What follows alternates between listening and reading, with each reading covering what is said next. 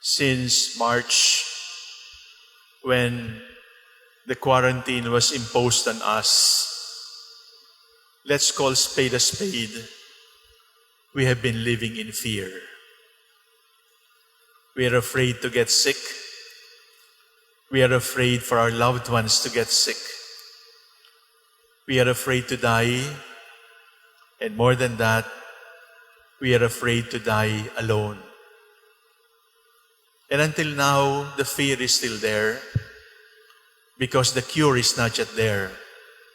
The vaccine is not yet there. And the threat is still there. Fear is a natural human feeling. In fact, people who do not fear are considered mentally disturbed. Not all fears are bad, because some fears help us. Not all fears paralyze us, because there are many fears that we need in order to live, in order to survive. Where does fear come from? Where does it come from? Because I believe if we know where it comes from, we would be able to face it better. The fear of death, the fear of sickness, the fear of failing, the fear of being cheated, the fear of being ridiculed, the fear of being despised, the fear of being unloved, the fear of being aged, the fear of being forgotten, the fear of being maligned, the fear of being jailed. Where do all these fears bring us? All these fears are fruits of one tree, and the tree is called the tree of loneliness. Loneliness. The root of all our fears is we are afraid to be isolated. And the fruit of being isolated is loneliness. We are already lonely, and we don't like to be more lonely. We are already reaching out. We already we already know the feeling of being alone, and we don't like more of it. When you don't succeed, you might feel alienated. When you are defeated, when you are ridiculed, when you are forgotten, when you are maligned, when you are bashed, when you are unloved, all of that goes to the bottom line. It is lonely not to succeed. It is lonely to be forgotten. It is lonely to be cheated. It is lonely to be dying alone. It is lonely to get sick. Brothers and sisters, that is where it comes from. Loneliness. And this loneliness has affected not only us ordinary mortals.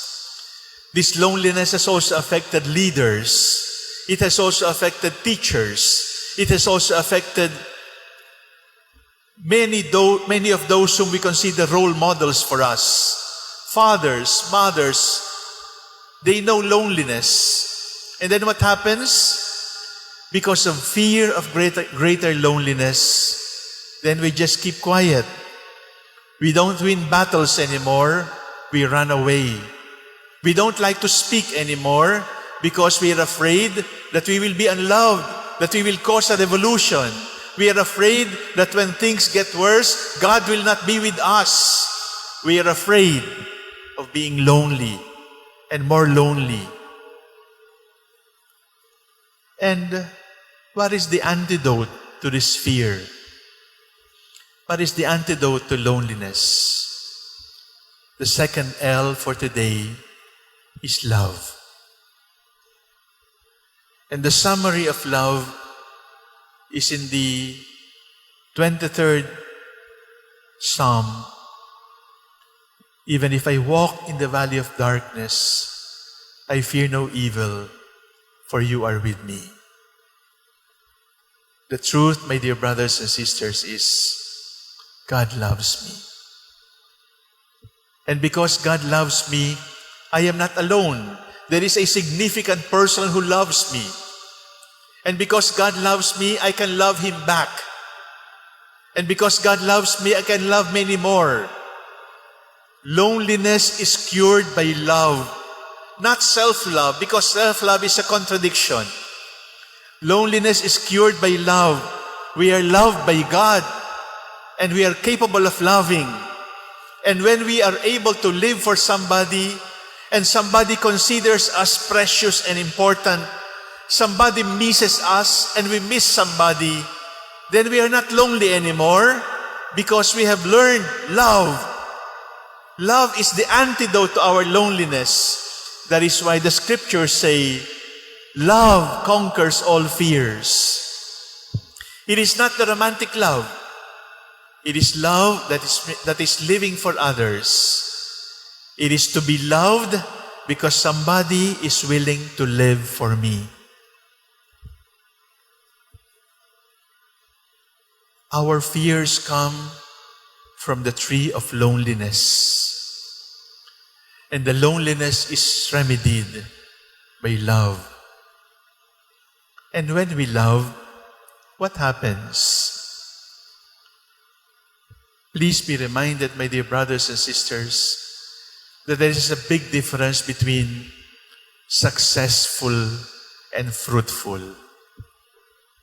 If you are successful, you may be strong, you may be rich, you may be rewarded, you may be recognized, you may receive medals. But fruitfulness does not come from success. Fruitfulness comes from exposing our vulnerability. Fruitfulness comes from recognizing our loneliness, recognizing our need to be loved. And from the tree of being vulnerable, we will be able to generate life. Come to think of it, we were all born because of human vulnerability. The vulnerability of our parents. And community is born not because people are strong, not because people are gifted. Community is built because people expose their woundedness. And in our woundedness, we become compassionate with one another. Friendship. Friendship is not born from strength. You grow deeper in friendship when you expose each other's weaknesses, faults, wrinkles, vulnerabilities, the wounds of my past, the wounds that still bleed now. When we expose them to our friends, our friendship becomes deeper, and our friendship generates life. There it is, my dear brothers and sisters. 3 L's for today. Fear comes from the tree that is called loneliness. And we all know it. I don't like to be lonely. I'm already lonely. I cannot take more loneliness. The antidote to loneliness is to allow God to love you and to share the love that you have received with others. And the fruit of exposing our fears, the fruit of talking about our weaknesses, the fruit of talking about our anxieties, to admit that I am not a superman, I am not a superwoman, I am not a super friend, I am wounded and I am still wounding, I have been bruised and I have bruised others, and I am defective. And when that vulnerability is exposed, we will be able to reap the fruits of life. Loneliness, love, and life.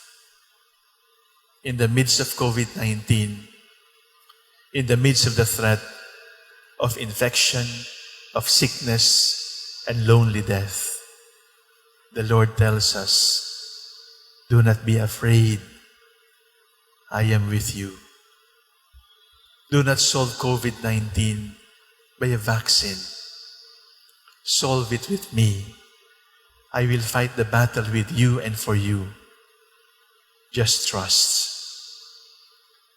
The problem of courage is a problem of trust. And the problem of fear is really a problem of faith. So today we ask the Lord, Lord, increase our faith. Increase our love. Make us instruments of life.